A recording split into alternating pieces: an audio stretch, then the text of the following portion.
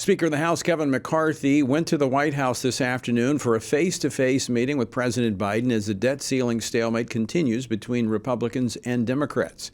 Expectations for an agreement are low, but I will have to say, I spoke to the Speaker this morning, and he is trying to find a way forward.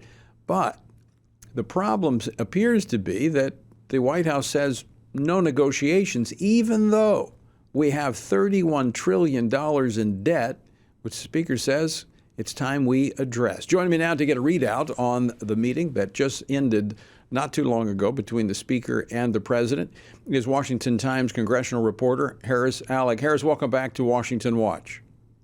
Thank you so much for having me on, Tony. All right, so what's the readout on the meeting that just wrapped up a little bit ago? This meeting was largely an opportunity for President Biden and newly installed House Speaker Kevin McCarthy to have a chance to sit down. And it was largely a symbolic meeting to show that the Democratic leader and the Republican leader have the opportunity and to sit down and have a chance to talk and engage in a constructive dialogue on this looming debt ceiling crisis. That opportunity was important for them because, for the most part, both men are seen as partisan fighters. President Biden was out on the campaign trail last year calling Republicans MAGA extremists. He gave a speech only a week and a half ago attacking them for wanting to destroy the economy under him with their so-called radical proposals on the debt ceiling. And Speaker McCarthy ran and won a GOP majority last year by largely pledging to investigate the Biden administration. So it was important for these two men to sit down today and show the American public that they are engaged in a dialogue, that they can size each other up and understand where each other's red lines are and what's going to be acceptable on a debt ceiling fight. But both Democrats and Republicans tell me that the negotiations have not yet begun in earnest because there's simply too much time between right now and when the debt ceiling is supposedly supposed to expire in 4 or 5 months. Right. Does this indicate, though, because the White House has been saying no negotiations, we're not going to negotiate, does this show that the White House really understands that they're going to have to negotiate so they're beginning those conversations? That's definitely a factor that the White House understands fully well. They've been saying no negotiation largely because they want to set the narrative and set the scene for the next few months that the debt ceiling is something that both Republicans and Democrats have raised in the past. It's part of the bipartisan consensus, and Republicans are radical and extreme for now wanting to raise it now without getting something in exchange for it.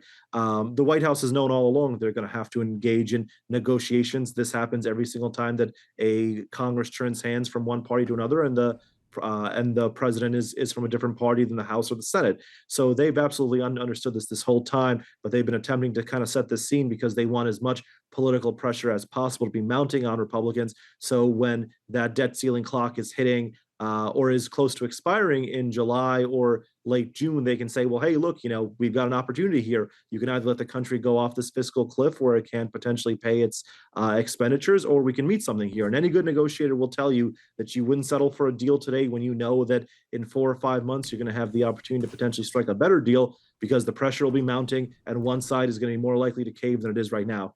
Yeah, extremely good point. Although I would say that the Biden administration and all of their voices are trying to say the crisis is now and that we have to have an agreement by Congress. So I think they're trying to create that sense of urgency at this moment. As you say, the real crisis isn't until the summer. So they have plenty of time to have conversations.